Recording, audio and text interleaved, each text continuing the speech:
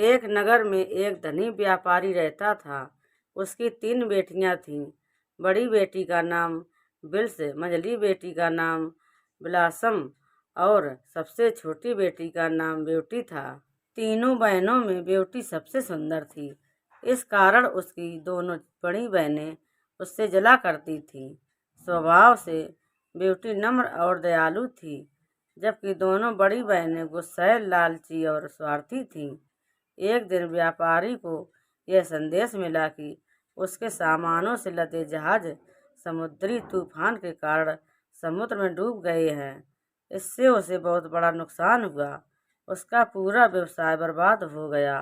घर को छोड़कर उसके पास कुछ भी न बचा और वे गरीबी में जीवन काटने को विवश हो गए। आलीशान जीवन जीने की आदि व्यापारी की दोनों बड़ी बेटियां इन हालातों के लिए पूरा दिन अपने पिता को बुरा भला कहती रहती और शिकायतें करती रहती थीं। वे घर का कोई काम नहीं करती थीं, लेकिन ब्यूटी इस हालातों में भी खुश थी। वह पूरे दिन घर का काम करती और साथ ही अपने पिता को भी खुश रखने की कोशिश करती थी। कुछ महीनों बाद एक दिन व्यापारी को पता चला कि उसका एक जहाज बंदरगाह पर पहुंच गया है। उसने तुरंत ही बंदरगाह जाने की तैयारी कर ली। जाने से पहले उसने अपनी तीनों बेटियों से पूछा कि वापसी में वह उनके लिए क्या लेकर आए। दोनों बड़ी बेटियों ने सुंदर कपड़े, जूते, मोतियों का हार और इसी तरह की अन्य चीजें लाने के लिए कहा। ब्यूटी अपने पिता की हालत जानती थी, इसलिए उसने अपने पिता से बस एक सुंदर लाल गुलाब का फूल लाने को कहा। जब व्यापारी बंदरगाह पहुंचा तो उसने देखा कि उसके जहाज का पूरा सामान नष्ट हो चुका है। साथ ही उसका जहाज भी टूट फूट गया है और किसी काम का नहीं रह गया है। थका हारा निराश व्यापारी वापस घर की ओर लौटने लगा। वापस लौटते लौटते रात हो गई। रास्ते में एक घना भयानक जंगल था। व्यापारी जल्दी से जल्दी उस जंगल को पार कर लेना चाहता था, लेकिन तभी अचानक ही शुरू हुई तेज आंधी तूफान ने उसे घेर लिया। उस तूफान में सफर जारी रख पाना असंभव था। आश्रय की खोज में वह इधर उधर भटकने लगा। तभी उसे उस भयानक जंगल में एक स्थान पर रोशनी दिखाई पड़ी। जब वह पास पहुंचा तो उसे रोशनी से नहाया हुआ महल नजर आया। उसकी उम्मीद बंध गई कि रात गुजारने के लिए उसे यहाँ आश्रय मिल सकता है। वह महल के दरवाजे के पास पहुंचा, देखा कि वह खुला हुआ है। उसने वहां से आवाज लगाई, किंतु कोई बाहर नहीं आया। साहस बटोर कर वह अंदर चला गया। अंदर पहुंचकर उसने फिर से पुकारा, किंतु फिर भी कोई नहीं आया। वह महल बड़ा ही विचित्र था। पूरा महल रोशनी से जगमगा रहा था। खाने की टेबल लजीज पकवानों से सजी हुई थी, लेकिन वहां कोई भी नहीं था। लंबी यात्रा के उपरांत व्यापारी को जोरों की भूख लग आई थी, इसलिए वह चुपचाप भोजन करने लगा। भोजन करने के बाद वह जिज्ञासावश महल की सीढ़ियां चढ़कर ऊपर पहुंचा। महल बहुत आलीशान था और उसके हर कक्ष सुंदर रीत से सजे हुए थे। वह थका हुआ था, इसलिए एक कमरे में जाकर नरम बिस्तर पर सो गया। सुबह जब वह सोकर उठा तो उसे अपने बिस्तर के पास नए कपड़े दिखाई पड़े। नहा धोकर उन कपड़ों को पहनकर वह तैयार हो गया। खिड़की से बाहर झांक कर उसने देखा कि मौसम साफ हो चुका था। अब मैं अपनी यात्रा फिर से शुरू कर सकता हूँ, यह सोचकर वह सीढ़ियों से नीचे उतरा। नीचे पहुंचकर देखा कि टेबल पर नाश्ता लगा हुआ है। उसने नाश्ता किया और वापस जाने के लिए खुशी खुशी बाहर निकल आया। बाहर निकलते ही उसे एक खूबसूरत गुलाबों का बगीचा दिखाई पड़ा, जहाँ गुलाब के विचित्र रंगों के सुंदर फूल खिले हुए थे, जिन्हें देख उसे ब्यूटी से किया हुआ वादा याद आ गया। उसने सोचा कि मैं अपनी दोनों बड़ी बेटियों की इच्छा तो पूरी नहीं कर सका, पर कम से कम ब्यूटी की इच्छा तो पूरी कर ही सकता हूँ। यह सोचकर जैसे ही उसने लाल गुलाब का फूल तोड़ने के लिए हाथ बढ़ाया, उसे एक भयानक हंसी सुनाई पड़ी। डर के मारे उसने अपने हाथ पीछे खींच लिए। उसने देखा उसके सामने एक डरावना राक्षस खड़ा है। उस राक्षस की आंखें अंगारों की तरह लाल थीं। व्यापारी को घूरते हुए वह गुस्से में गुर्राया, दुष्ट व्यक्ति, मैंने तुम्हें अपने महल में आश्रय दिया, खाने के लिए लजीज भोजन दिया, सोने के लिए नरम बिस्तर दिया और पहनने के लिए नए कपड़े दिए। मेरे इन एहसानों के बदले मुझे धन्यवाद देने के बजाय तुम मेरे बगीचे से फूल चुरा रहे हो। कितने एहसान फरामोश हो तुम। अब मैं तुम्हें जीवित नहीं छोड़ूंगा। डर से कांपते हुए उस व्यापारी राक्षस के पैरों पर गिर पड़ा और क्षमा याचना करने लगा। मुझे क्षमा कर दो, मुझे क्षमा कर दो। मैं यह गुलाब का फूल अपने लिए नहीं तोड़ रहा था, बल्कि अपनी बेटी के लिए तोड़ रहा था, जिसे मैंने एक लाल गुलाब का फूल लाने का वादा किया था। मुझे मत मारो, तुम जैसा कहोगे मैं वैसा ही करूँगा। व्यापारी की याचना पर राक्षस बोला, ठीक है, मैं तुम्हें एक शर्त पर बख्शता हूँ कि तुम अपनी उस बेटी को यहाँ मेरे पास लेकर आओगे, जिसके लिए तुम मेरे बगीचे से फूल तोड़ रहे थे।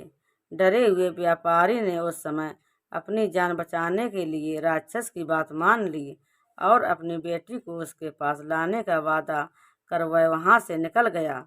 जब वह घर पहुँचा तो उसकी आंखें आंसुओं से भीगी हुई थीं। वह बहुत डरा हुआ था। पूछने पर उसने अपने साथ हुई पूरी घटना विस्तार से बता दी। पूरी बात सुनने के बाद ब्यूटी बोली, पिताजी, आप चिंता मत कीजिए, आपकी जान बचाने के लिए मैं कुछ भी करूंगी। अपने वादे के अनुसार आप मुझे उस राक्षस के महल में ले चलिए। तुम मुझे बहुत प्यार करती हो ब्यूटी, ये मैं जानता हूँ, लेकिन मैं कितना स्वार्थी पिता कहलाऊंगा जो अपनी जान बचाने के लिए अपनी बेटी को उस राक्षस को सौंप देगा। व्यापारी रोते हुए बोला, पिताजी, आपकी जान बचाने का यही एक रास्ता है, हम कुछ कर भी नहीं सकते। आप मुझे उस राक्षस के महल में ले चलिए। ब्यूटी ने अपने पिता को समझाया। दुखी मन से व्यापारी ब्यूटी को उस राक्षस के महल में छोड़ आया। शुरू में ब्यूटी उस राक्षस के भयानक रूप रंग को देखकर डर गई, लेकिन उस राक्षस का ब्यूटी के प्रति व्यवहार बहुत अच्छा था। उसने ब्यूटी को ढेर सारे नए कपड़े और गहने दिए, उसे एक बहुत ही सुंदर कमरे में रखा। वह उसका बहुत ख्याल रखने लगा, जिससे धीरे धीरे ब्यूटी का डर खत्म हो गया। शुरू में राक्षस चुपचाप दूर से ब्यूटी को देखा करता था, फिर धीरे धीरे उसने उससे बातें करना शुरू की। ब्यूटी को भी राक्षस से बात करना अच्छा लगने लगा। दिन गुजरते रहे और दोनों बहुत अच्छे दोस्त बन गए। राक्षस ब्यूटी को चाहने लगा था, लेकिन अपनी बदसूरती के कारण उससे अपनी मन की बात कहने से डरता था। फिर भी एक दिन उससे हिम्मत करके ब्यूटी को अपने मन की बात बता दी और उसके सामने विवाह का प्रस्ताव रख दिया। इस प्रस्ताव पर ब्यूटी आश्चर्य में पड़ गई। उसे समझ नहीं आया कि राक्षस को क्या उत्तर दें। यह सोच में पड़ गई वह कैसे उस बदसूरत राक्षस से विवाह कर सकती थी, लेकिन वह उसकी भावनाओं को भी ठेस नहीं पहुंचाना चाहती थी, क्योंकि वह उसके प्रति दयालु था और उसके पिता के प्राण भी नहीं लिए थे। ब्यूटी घबराती हुए बोली, मैं इसका अभी कोई उत्तर नहीं दे सकती। ब्यूटी की बात पूरी होने के पहले ही राक्षस उसका उत्तर समझ गया और उसकी बात काट कर बोला, कोई बात नहीं ब्यूटी, मैं तुम्हें स्थिति समझाता हूँ। मुझे तुम्हारी बात का बुरा भी नहीं लगा है। इतना कहकर वह वहाँ से चला गया। दिन गुजरते गए, दोनों ने इस बारे में फिर कोई बात नहीं की। ब्यूटी को वहाँ कोई तकलीफ नहीं थी, लेकिन वह अपने पिता और बहनों को बहुत याद करती थी। ऐसे ही एक दिन वह उन्हें याद कर उदास बैठी थी। तभी राक्षस वहाँ आया और उसकी उदासी का कारण पूछा। ब्यूटी ने उसे बताया कि वह अपने परिवार को याद कर रही है। राक्षस ब्यूटी का दुख समझ गया और उसने उसे एक जादुई आईना दिया, जिसमें वह जब चाहे अपने पिता और बहनों को देख सकती थी। ब्यूटी उस आईने को पाकर बहुत खुश हुई। अब जब भी उसका मन करता वह उसमें अपने परिवार को देख लेती थी। एक दिन ब्यूटी ने उस आईने में देखा कि उसके पिता बहुत बीमार हैं और मरने की कगार पर हैं। वह दुखी हो गई। उसने राक्षस से विनती की कि वह उसे उसके पिता से मिलने के लिए जाने दे। वह आखिरी बार उससे मिलना चाहती है। पता नहीं फिर कभी वह उन्हें देख पाए या ना। पहले तो राक्षस ने मना कर दिया, लेकिन फिर ब्यूटी के आंसू देखकर उसका मन पिघल गया और उसने उसे जाने की इजाज़त दे दी। उसने ब्यूटी से कहा, मैं तुम्हें अपने पिता के पास जाने की इजाज़त देता हूँ, लेकिन एक शर्त पर कि तुम्हें 7 दिन के भीतर मेरे पास आना होगा, नहीं तो मैं तुम्हारी याद में मर जाऊंगा। ब्यूटी ने राक्षस से वादा किया कि वह अपने पिता को देखकर 7 दिन में वापस लौट आएगी। राक्षस ने उसे एक अंगूठी दी और कहा कि जब वह यह अंगूठी अपनी उंगली से उतारेगी, वह वापस इस महल में होगी। ब्यूटी ने वह अंगूठी पहन ली। अगले दिन जब वह सोकर उठी तो उसने खुद को अपने पिता के घर पर पाया। वह सीधे जाकर अपने पिता से मिली। पिता ब्यूटी को देखकर बहुत खुश हुआ। वास्तव में वह यह सोचकर बीमार पड़ गया था कि उसकी बेटी एक राक्षस की कैद में है। ब्यूटी ने उसे राक्षस के बारे में विस्तार से बताया कि वह उसके साथ बहुत अच्छा व्यवहार करता है और उसे कोई तकलीफ नहीं होने देता। ब्यूटी की खैरियत जानकर व्यापारी धीरे धीरे ठीक होने लगा।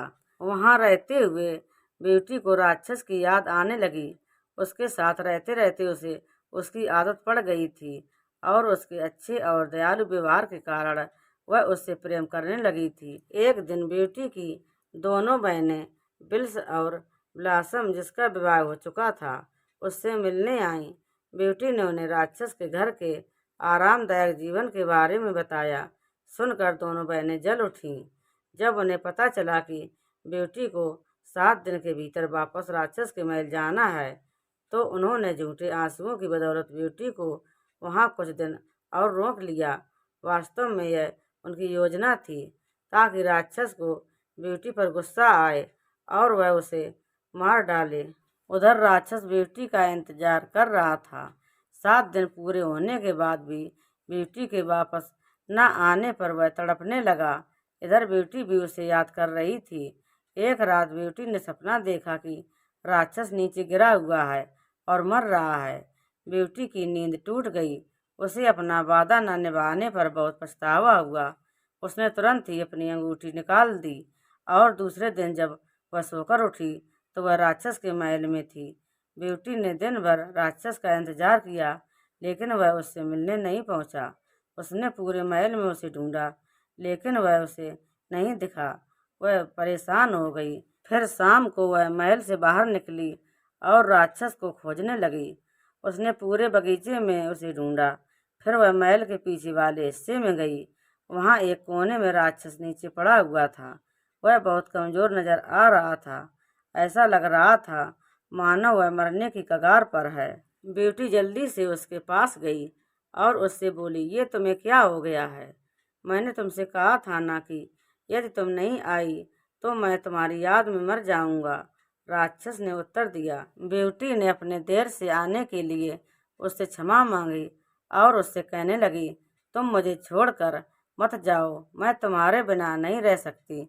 मैं तुमसे प्रेम करने लगी हूँ, मुझसे विवाह कर लो। ब्यूटी का इतना कहना था कि एक चमत्कार हुआ और वह राक्षस एक सुंदर नौजवान राजकुमार में परिवर्तित हो गया। ब्यूटी यह देखकर आश्चर्यचकित रह गई। राजकुमार ने उसे बताया, मैं एक जादूगरनी के श्राप के कारण राक्षस बन गया था। कई वर्षों तक मैं इस रूप में रहा। यह श्राप तभी टूटता जब कोई मेरी बदसूरती के बाद भी मुझसे सच्चा प्रेम करता। आज तुम्हारे सच्चे प्रेम के कारण वह श्राप टूट गया और मैं वापस अपने असली रूप में आ गया हूँ। ब्यूटी उसे देखकर बहुत खुश हुई। दोनों ने विवाह कर लिया और खुशी खुशी रहने लगे। तो दोस्तों, अगर आप हमारे चैनल पर नए हो तो प्लीज़ हमारे वीडियो को लाइक करें और चैनल को सब्सक्राइब करें। धन्यवाद।